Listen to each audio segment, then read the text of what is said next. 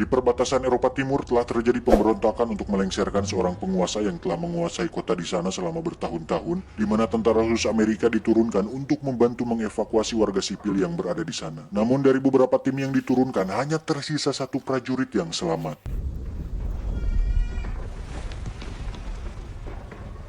Dan yang menarik perhatian di sini adalah kacamata yang dipakainya. Kacamata tersebut bernama hyperspektral yang berasal dari kata spektrum, di mana kacamata ini mampu melihat cahaya dengan spektrum lebih jelas, dan itu digunakan agar pasukan militer bisa melihat seperti night vision atau kegelapan, namun dengan kemampuan menangkap yang lebih tinggi. Saat bala bantuan sedang dalam perjalanan, si prajurit pun memutuskan untuk mengamankan area di sana, dan dia menemukan beberapa mayat warga sipil yang tewas dengan kondisi mata putih, tubuh kaku, tapi tidak terdapat bekas luka sedikit pun.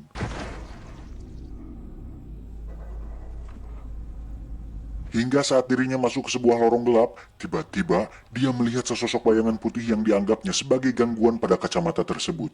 Tetapi saat sosok putih itu semakin mendekat, si prajurit pun tiba-tiba terhempas hingga akhirnya tewas dengan kondisi sama seperti warga sipil lain. Dagger Team 1, are you seeing this? There's some kind of disturbance here.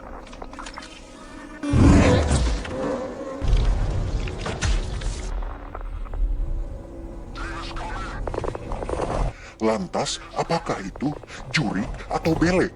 Inilah spektral.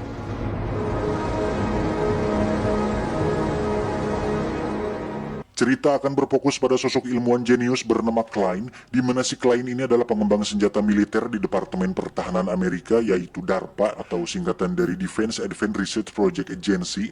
Dan bagi kalian yang belum tahu, jadi kalau di Amerika mereka itu punya semacam departemen khusus yang membuat dan mengembangkan teknologi-teknologi baru, di mana alat-alat canggih tersebut nantinya akan digunakan dan diaplikasikan oleh para militer di sana. Keren kan? Di kita ada nggak sih? Ada habis ya budgetnya. Dan ternyata yang menciptakan kacamata hyperspektral itu adalah Klein sendiri. Tidak hanya itu, Klein juga menciptakan berbagai alat yang digunakan oleh militer, diantaranya baju Templar, drone, pelacak otomatis, dan lain-lain. Dan motor lewat. Nah, nggak apa-apa, nggak usah emosi. Santai aja. Kali ini saya tidak akan emosi, tenang. Pada adegan ini, Klein sedang mendemonstrasikan penemuan terbarunya berupa senjata semacam sinar plasma yang bisa menembus berbagai material dengan cara memanaskan suhu sehingga senjata tersebut tidak menimbulkan kebisingan saat digunakan. Hingga saatnya dia mendapat panggilan bantuan bahwa kacamata hyperspektralnya menangkap semacam gangguan aneh sehingga Klein harus pergi ke sana untuk menjelaskan apa itu. And they're seeing things. Look, you invented these goggles to keep our guys safe.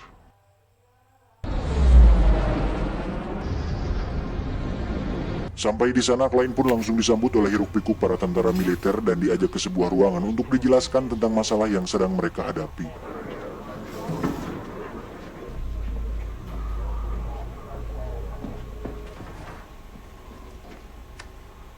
I can tell you we need answers fast.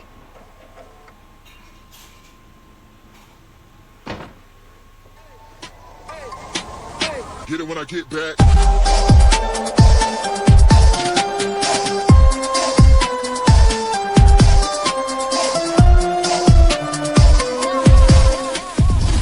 Saat melihat rekaman penampakannya, Klein pun belum bisa menyimpulkan apa itu karena perlu tes langsung untuk melihat keasliannya, karena dia takut bahwa itu hanyalah sebuah editan Photoshop yang dibuat agar viral di medsos. Mereka pun menjelaskan bahwa para korban itu bukan tewas dengan kondisi organ dalam membeku, mata putih, kulit terbakar, dan berkarat. Mitos warga lokal mengatakan bahwa itu adalah perbuatan hantu perang, di mana arwah para korban perang penasaran dan sengaja bergentayangan untuk melampiaskan dendamnya semasa hidup. Tapi sekali lagi, itu hanya sebuah mitos dan Klein tidak begitu saja percaya karena dibutuhkan observasi untuk membuktikan apa itu. Cerdas. Para ahli di sana pun membuat hipotesis bahwa itu adalah perbuatan musuh yang menggunakan semacam pakaian dengan teknologi kamuflase, dan penyebab kematian para korban bisa jadi disebabkan oleh sebuah senjata kejut semacam listrik dan beberapa alat canggih lain. Dan sekali lagi, Klein tidak ingin menyimpulkan sebelum dia mengetahuinya secara langsung. Dan jika mereka ingin bantuan dari Klein untuk mengetahui apa itu, mereka harus mengizinkannya untuk ikut ke lapangan untuk mengujinya. I brought this from Dawson. Hyperspectral camera. Can you mount this thing on a Delta vehicle? I don't see why not. Dengan tangannya sendiri, Klein pun mencopot senjata di mobil milik para tentara dan memasang kamera hyperspektral yang dibawanya. di mana hyperspektral kali ini memiliki daya tangkap lebih tinggi dan lebih canggih dari kacamata yang pernah dibuatnya. Hal itu tentu mendapat sedikit pertentangan dari beberapa pasukan di sana, di mana Klein diintimidasi oleh beberapa tentara sebelum seorang sersan muncul dan mengatakan bahwa mobil tentara tersebut ternyata adalah hasil ciptaan dari Klein sendiri. Seketika mereka semua terdiam. Tak lama muncullah seorang pemimpin bernama Mayor Sission, di mana beliau nampak tak terlalu menyukai keberadaan Klein di sana karena dianggap mengganggu misi mereka di lapangan. Make sure your equipment is top-notch this time. Namun si Sersan yang merupakan teman lama Klein mencoba untuk membuat Klein sabar dan tetap fokus pada tugasnya. Dan Klein pun sebenarnya cukup santuy menghadapi itu semua. Hingga tibalah waktunya terjun ke lapangan, mereka semua pun di briefing sebelum akhirnya berangkat menuju ke lokasi.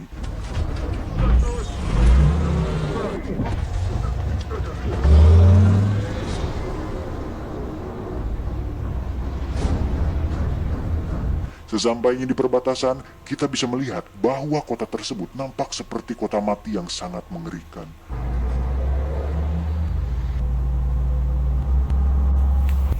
Alright guys, we're coming into the abandoned zone. Expect a heavy insurgent presence. Saat mereka sudah masuk ke sebuah gedung, tim pun langsung menyebar dan tetap siaga akan bahaya.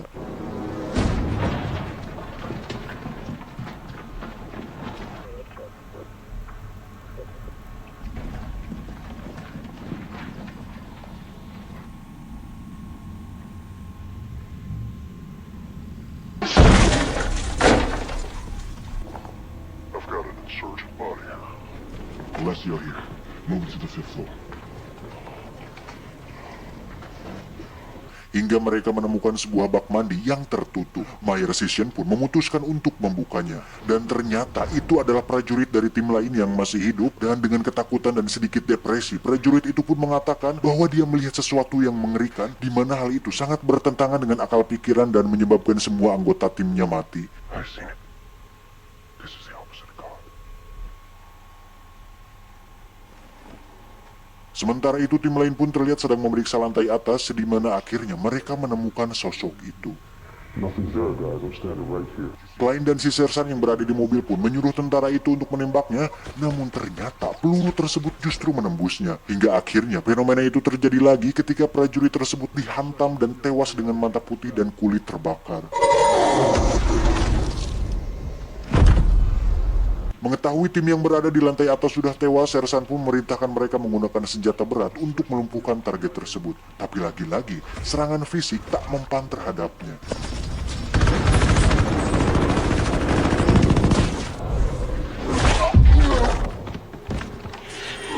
Melihat bahwa hal itu sudah di luar kendali, Klein pun meminta Sersan dan si wanita CIA ini untuk menyuruh mereka kembali, tetapi mereka tidak ingin pulang dengan tangan kosong. Dan saat sudah banyak korban berjatuhan, barulah mereka sadar bahwa pasukan harus segera kembali ke mobil. Bukannya menurut sama si Klein dari tadi, suka gergetan aing sama orang yang ngeyel tuh. Go! Saat target mengikuti mereka keluar, Klein dengan cepat menggunakan kamera hiperspektralnya untuk merekam kejadian itu. Dan betapa kagetnya dia saat melihat bahwa target tersebut nampak seperti seorang manusia yang melihat tepat ke arahnya.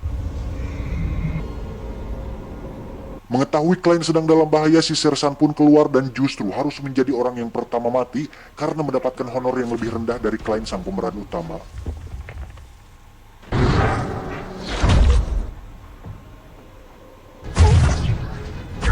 Dengan cepat mereka kabur dari sana, tetapi mobilnya mengenai ranjau hingga meledak dan tak bisa lagi dipergunakan. Ditambah karena kejadian tadi, semua kacamata yang mereka miliki sudah rusak, hilang dan sebagian hancur, sehingga mereka tidak bisa melihat target tersebut, dan satu-satunya yang bisa menyelamatkan mereka adalah kamera hyperspektral yang Klein bawa.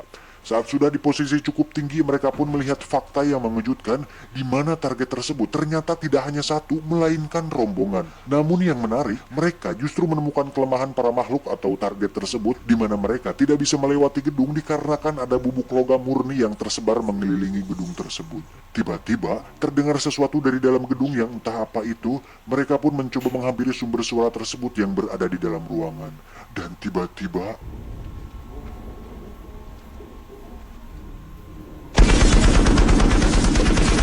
Ternyata mereka hanya anak-anak, di mana anak-anak ini ditinggal oleh kedua orang tuanya yang sudah meninggal. Salah satu anak pun memberitahu bahwa yang menyebar bubuk logam tersebut adalah ayah mereka dan beliau tewas saat melakukan itu. Saat ditanya lebih rinci, si anak pun tidak tahu menau tentang target gaib tersebut, tetapi dia menunjukkan sebuah kertas yang dimiliki ayahnya, di mana di situ terdapat gambar peta sebuah lokasi yang merupakan awal muawal target gaib itu muncul. Ketika Mayor Season dan timnya sedang berembuk untuk pergi atau bertahan, Klein pun mengungkapkan sebuah ide di mana mereka memiliki peluang untuk bisa lolos. Caranya, dengan memasukkan bubuk logam murni yang ada ke dalam bom yang mereka miliki. Mungkin target gaib tersebut tidak akan mati dengan itu, tetapi setidaknya bisa menghambat mereka untuk lari dari sana. Selagi para tim sedang membuat bomnya, Klein sendiri mengubah kamera hyperspektralnya menjadi semacam lampu sorot, sehingga mereka semua bisa melihat para gaib tersebut secara langsung. Saatnya uji coba, ternyata para gaib tersebut sudah berada tepat di gedung sebelah dan sedang berusaha untuk loncat menuju ke gedung mereka.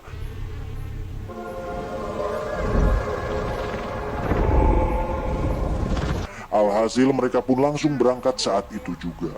Terjadi kejar-kejaran di antara mereka yang membuahkan hasil bahwa bom tersebut ternyata berhasil menghambat para gaib tersebut. Namun karena mereka kalah banyak, salah satu dari mereka pun harus tewas dan pada akhirnya Klein dan kawan-kawan harus terjebak dalam sebuah bus yang ada di sana.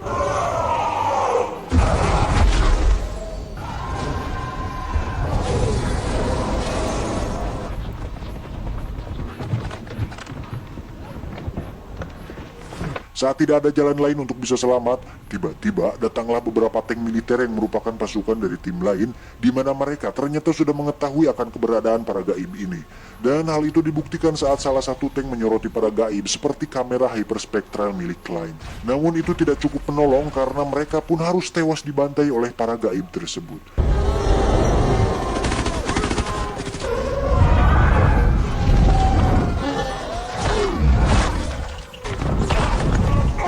Saat para gaib sedang bergempur pasukan yang ada, Klein pun secara kebetulan melihat bahwa sesaat setelah makhluk itu menabrak tanknya, ternyata makhluk itu seperti merasa kesakitan karena tak bisa menembus tank tersebut. Sampai sini Klein akhirnya bisa sedikit menyimpulkan bahwa makhluk itu ternyata memiliki beberapa kelemahan yang cukup masuk akal, dan saat helikopter datang, Klein pun langsung melemparkan bubuk logam murni tersebut dan membuat para gaib terlihat sangat kesulitan untuk berjalan. Akibat kejadian tersebut, Mayor Season pun harus kehilangan anak buahnya dan hanya menyisakan 4 orang dari mereka yang selamat.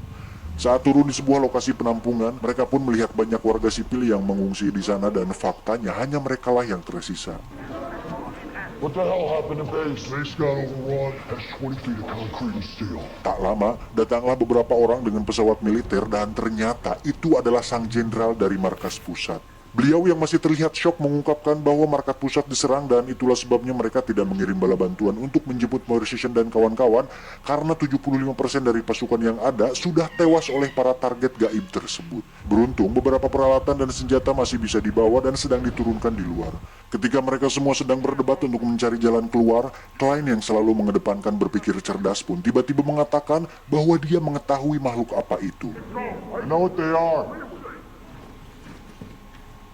Klein pun menjelaskan bahwa hasil dari pengamatannya menemukan beberapa fakta menarik tentang makhluk tersebut. Di antaranya, pertama, kita melihat mereka bisa membunuh dan menembus tubuh manusia. Kedua, mereka tak dapat dilihat dengan mata telanjang. Dan tiga, mereka lemah terhadap logam murni dan tidak bisa menembus pelindung tank yang terdapat material keramik di dalamnya. Sehingga bisa diambil kesimpulan bahwa makhluk tersebut bukan hantu atau makhluk gaib, melainkan hanya sebuah energi yang diciptakan oleh manusia. Dengan kata lain, mereka merupakan sesuatu yang tidak alami atau buatan manusia. Karena sejauh yang Klein tahu bahwa pocong, tuyul, kunti, sendul bolong, babi ngepet, juri-jarian, dan lain-lain memiliki ability untuk bisa menembus semua benda karena sudah jelas mereka adalah makhluk dari dimensi lain. Dan dengan fakta bahwa para makhluk tadi tidak bisa menembus beberapa material, sudah pasti mereka pun terbuat dari sifat benda seperti padat, cair, atau gas, dan bisa diambil kesimpulan bahwa mereka pun akan taat kepada hukum alam dan fisika, sehingga besar kemungkinan mereka pun dapat dihancurkan. Dan Klein mengetahui cara membuat senjata untuk menghancurkan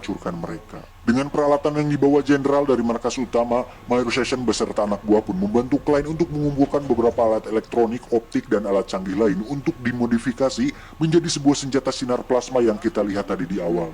Di mana senjata plasma yang berupa energi terfokus tersebut dapat menghancurkan makhluk tersebut dengan sangat efektif. Tak hanya itu, sebuah robot anjing pun dimodifikasi oleh Klein untuk menjadi lampu sorot bagi mereka semua.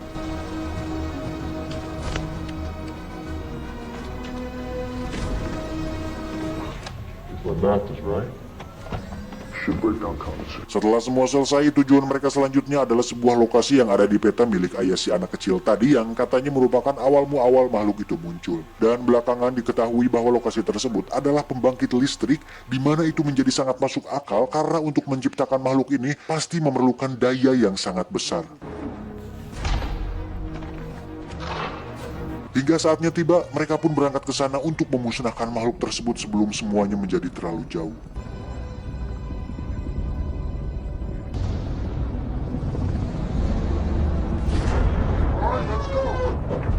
Terbagi menjadi 3 tim, Klein dan si wanita pun ditugaskan untuk masuk ke dalam sana dan menghentikan apa yang ada di dalamnya.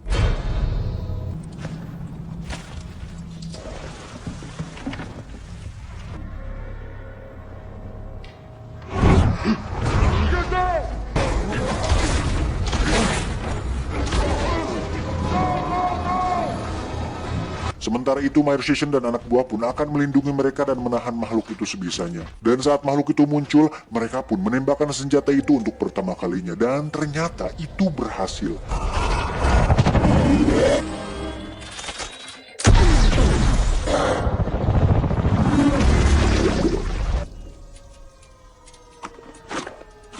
Dengan cepat yang lain pun turun dan langsung menyerang mereka semua. Namun karena gerakannya terlalu cepat, sebagian besar prajurit pun harus tewas dalam pertempuran tersebut.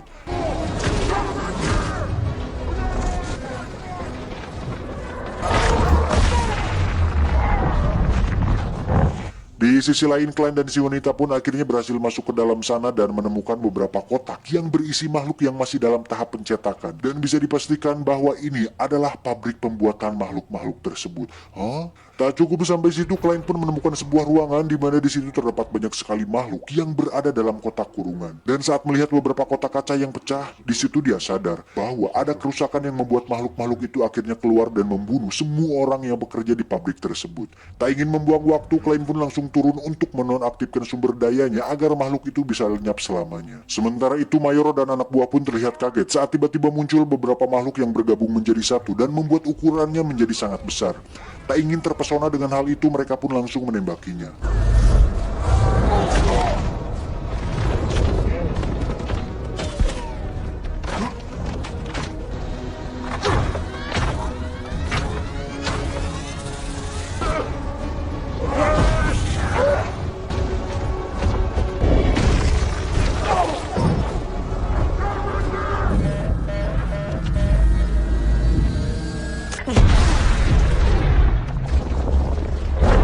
Hingga saat satu persatu personil tewas, Klein pun akhirnya bisa melepaskan kabel sumber dayanya dan berhasil menghentikan makhluk-makhluk gentayangan tersebut.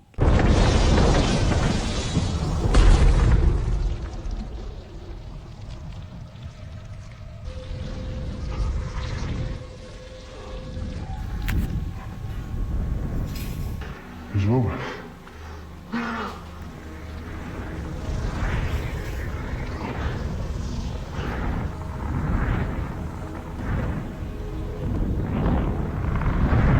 Saat Klein dan si wanita masuk ke ruangan lain, mereka pun menemukan banyak box yang berisi otak manusia, hingga Klein menyimpulkan bahwa makhluk itu dibuat dari manusia asli yang dipikirnya ditransfer dan dicetak ulang menggunakan alat-alat canggih di sana. Entah siapa yang menciptakan mimpi buruk ini, tapi yang pasti Klein langsung mematikan semua kotak yang ada dengan tujuan untuk mengakhiri penderitaan mereka semua.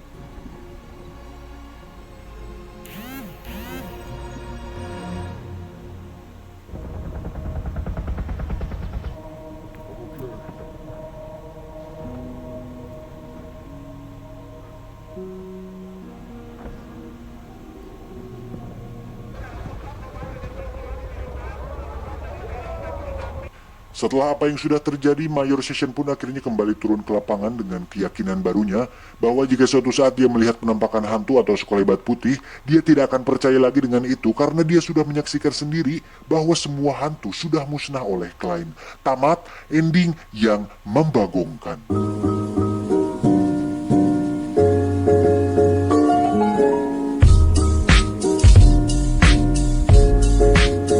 Secara keseluruhan cukup seru sebenarnya, cuman alurnya terlalu sederhana dan beberapa part kurang dijelaskan secara detail siapa yang membuat hantu itu, terus bagaimana proses pembuatannya, dan dari material atau bahan apa dan bagaimana. Tapi banyak yang bisa kita ambil dari film ini, contohnya dari sosok lain yang selalu melakukan observasi dan pembuktian untuk menyimpulkan sesuatu agar jangan dengan cepat berasumsi sebelum disaksikan dan didengar langsung oleh mata kepala sendiri.